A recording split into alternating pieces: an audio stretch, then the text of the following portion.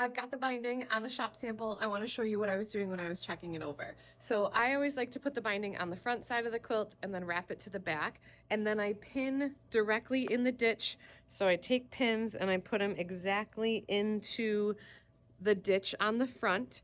And then that shows me where the flange is going to be on the back. So I like to put that flange on the back, especially when I have a shop sample that I can do the same backing and binding, because then you really don't see it. So then I stitch in the ditch all the way around the front to secure that, so then I don't have to hand stitch it. But then once I'm done, I take a pin where I ended and I put a pin where I ended, and then I run all the way around the quilt one more time, just to make sure that I didn't miss anywhere, that I had enough of that flange going on all the way around the entire perimeter.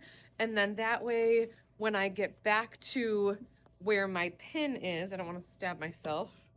Where's my pin? On this side. When I get back to my pin, then I know I went all the way around. Because when I first started doing this, sometimes I'd go around more than once and I'm like, wait, which edge did I start on? So that's how I like to finish binding. I do have a YouTube tutorial on how to do this. So if you go to Angie's Answers and look for machine binding both sides, I have a YouTube tutorial on how to do this. So again, I attach the binding to the front. I do that on my long arm.